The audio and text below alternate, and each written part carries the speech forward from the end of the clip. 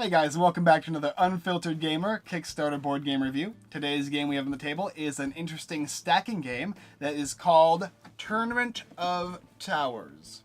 Tournament of Towers is made by Iron Hippo Games and it is a fairly simple stacking game. The interesting thing about this game is not only is it about stacking, like games like you would think Jenga and those kind of things, but also you have a drafting mechanism at the very beginning. You will get 7 cards, you will draft those cards, one card pass along, and then you will create a build order of said cards and acquire different shapes and pieces like this and put them on those cards and build on a platform to try and make the tallest, most unique tower.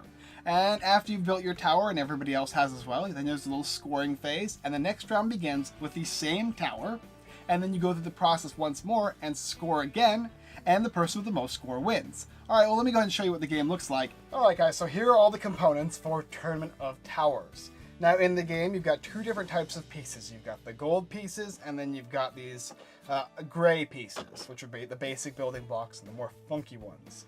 Every single player is going to get one of these little unique figurines, just like this, as well as a base block, or a base, for their building structure. Here we go, let me go ahead and take all these guys. And one more, where are you? I'm guessing you guys probably found it before even I did. There it is. Now everybody's got one of those. Afterwards, there is a nice deck of cards, and on these deck of cards, you're going to have different types of building pieces, just like that. There's gold ones and the gray ones, and it kind of lists the size of them and what they look like, and you'll take the deck and you'll shuffle it up, and then you'll deal out 7 cards to each player, just like this. And so on and so forth. You get the idea.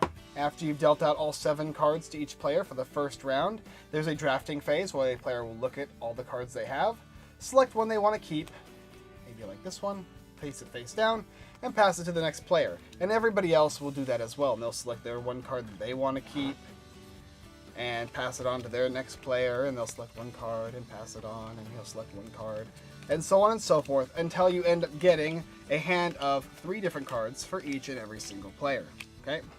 Afterwards, then you select build order, and build order is pretty simple. I'll show you just with one player. Here we go. So maybe he'll look at his cards and he'll select, okay, what does he want for his build order? So he'll choose this one here, this one here, and this one here, and he'll keep them face down. After build order has been selected, then they'll decide if they want to do events. And in the rules, events are fairly interesting. Basically, you can decide to do them or not do them. And if you do decide to do an event, you simply will take this D6 and you'll roll it 1, and then see what the event says. Well, 1 is not, it has no event effect. But if it were to be a 3 or a 4, a 3 would say take the 4th card in a build order and place it at the front of your build order.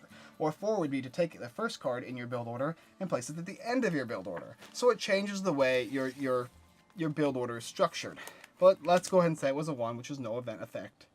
And afterwards, you'll go and select the cards, or you'll select the pieces from the cards labeled. So here's one piece like that. Here's a piece for that one. And that's a real funky one. That's this one. Afterwards, everybody's done this. They have their 7 cards laid out. Here's just 3 for an example. They'll take their little character, and they will build their tower. And you're going to try and build a tower. It doesn't matter how you stack it as long as everything gets on there. The objective of the game is to make the tallest tower. There we go. Make the tallest tower, and you get points for your character being on there, as well as these gold pieces. So if this was the tallest tower at the end of the round, it would get 3 points for that, as well as you would get a point for each gold piece, which is 2 more, 1 and 1, which is 5 points, as well as this guy. If he's able to be on there, that will give him an additional point, which is 6 points.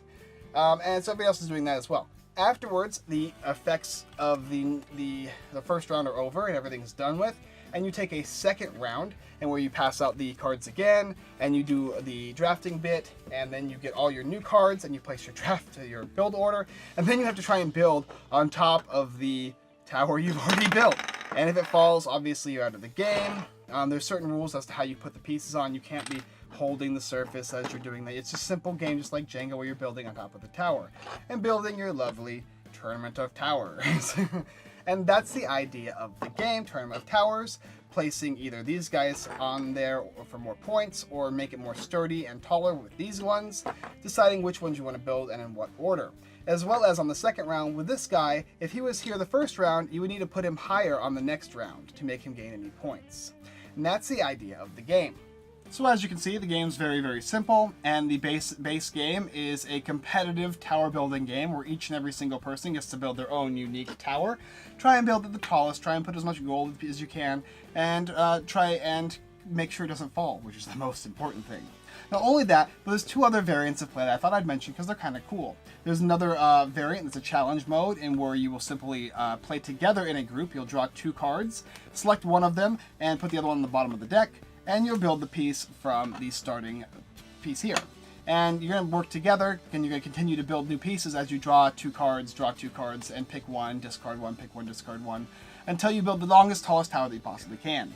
The other way in the game is another interesting one where you simply ignore the cards and ignore everything except for one single base and try and build the tallest tower you possibly can and post that stuff on Instagram. Alright, that's the key right there. Post it up there. Now, it's actually a really interesting, fun mechanic where you're playing together with your team and your objective is try and put all the pieces on there. And if you can put all the pieces of this game on one single tower, more power to you. I couldn't do it and I tried. But that's the idea for Tournament of Towers, a simple tower building game which is a little bit competitive. It's got a little bit of a variant with the drafting, and as well as a little bit of uniqueness with these fun and little gold pieces. Alright, well, let me go ahead and tell you what I think about this game. I think you already know. Alright, so Tournament of Towers, the 4-player competitive Jenga game, to say the least, right?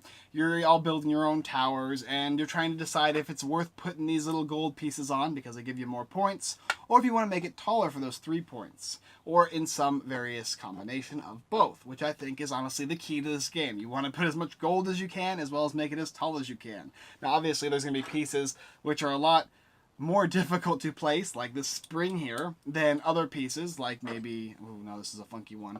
Well, heck, a lot of these gold pieces are funky. This one's a little better, I guess. And then you've got, these much more stable. And the trick is to have that build order set up so that you know exactly how you want to build your tower. As well as the fact that not only there's one round, but there's a second round.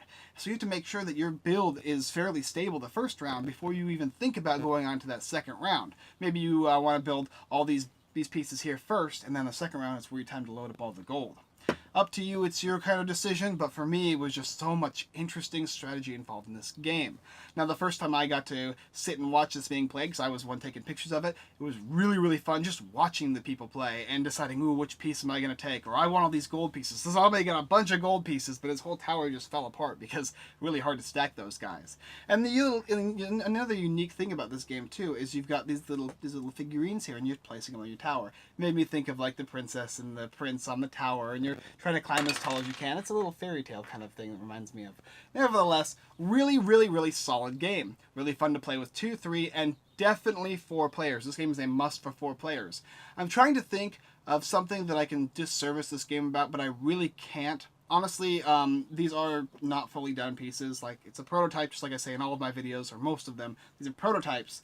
So these are, they're printed. What do you want to call it? The home printer job, and they're very good for what they are. They're going to be even better, hopefully, when the game funds, right? So I can't even say anything wrong with these guys here. What I will say about the game is it takes a little bit to play, and you do have to have that building, you have to have that builder's gene, I guess, if you want to build pieces. If you don't like games similar to Jenga or Block Up, another game I got recently from MeepleCon, you might not like this one. But realistically, I think this is a fairly good game for pretty much anybody at any age. The game fits tons of play groups. You won't be wanting to play this in a quiet area, and you definitely won't want to be playing this maybe at work or at a lunchtime, because you can lose some of the pieces. They're smaller. But realistically, on your gaming table, with all of your friends, on a game night or a party night, or even a family dinner, it's a perfect game. A wonderful game, Tournament of Towers by Iron Hippo Games. I'm so excited to see the Kickstarter. This one is definitely getting my stamp of approval. And that's all I gotta say about it. Alright guys, thanks for watching another Unfiltered Gamer Kickstarter board game review. If you like this video and you'd like to see more, don't forget to check out the rest of our content here on YouTube. Like, subscribe, and comment. As well as checking out Tournament Towers in the description below, which the Kickstarter will be released when the game is ready to go. As well as checking out our website, unfilteredgamer.com, where we've got tons of blog posts, giveaways, and our huge Kickstarter list, as well as a bunch of stuff from other people and various blog posts which are from our newer bloggers. It's really nice to see happening. I like a lot of the stuff that they've been playtesting, because I haven't gotten to personally see it, and it's wonderful reading those stuff. As well as checking out our affiliates, which is everythingboardgames.com and thegiveawaygeek.com. Both sites have tons of giveaways going on at all times of the year, as well as tons more blog posts than even my own personal site. So if you're interested in checking that stuff out, don't forget to go ahead and do so. Alright guys, thanks for watching another Unfiltered Gamer video. I look forward to seeing you next time.